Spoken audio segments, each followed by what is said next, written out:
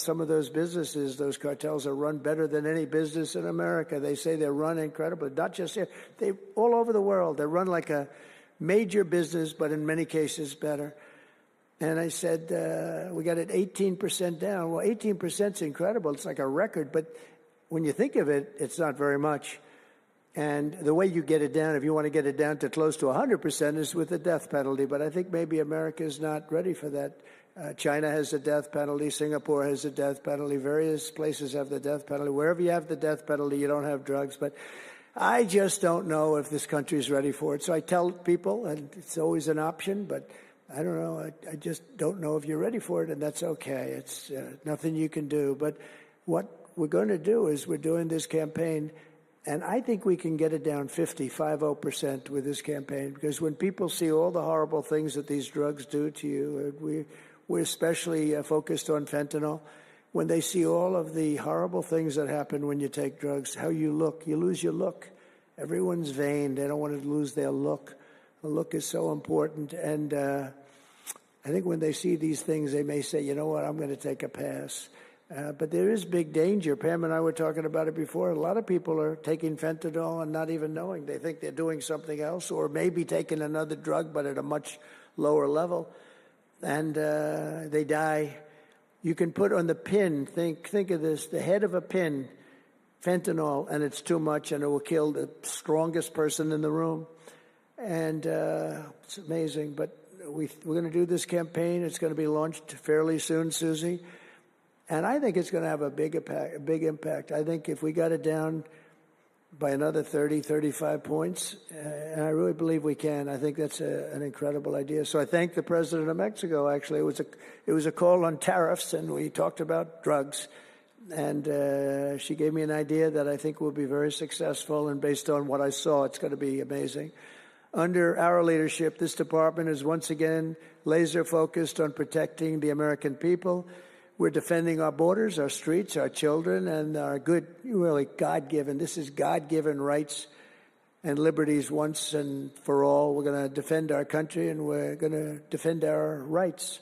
Etched onto the walls of this building are the words English philosopher John Locke said, "Where law ends, tyranny begins." And I see that, and I saw it over the last 4 years when somebody was allowed to attack viciously with this department and the FBI his political opponent. How did that work out? Didn't work out too well, but it wasn't pleasant. It wasn't pleasant. I was attacked by a political opponent, and probably it helped that I was attacked more than anybody in the history of our country. Alphonse Capone, the great Alphonse Capone, legendary, Scarface, was attacked only a tiny fraction of what Trump was attacked. And maybe it worked out well. I don't know. If I had to give it up, I probably wouldn't, but only because I've gone through it. But I wonder what the difference would be. Maybe they helped get me elected by those margins, the big mandate that we received. But you can't go after your political opponent. Nobody's ever seen anything like it, actually. And hopefully they won't see anything like it. But now, with the return of law and order, the entire world is witnessing the triumph of American justice and American freedom. That's why we're here today, gathered with people that have love for our country.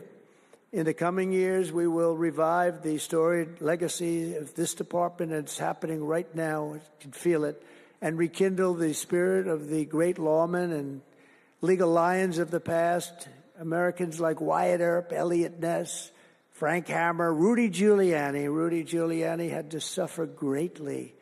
The greatest mayor in the history of our country had to suffer greatly.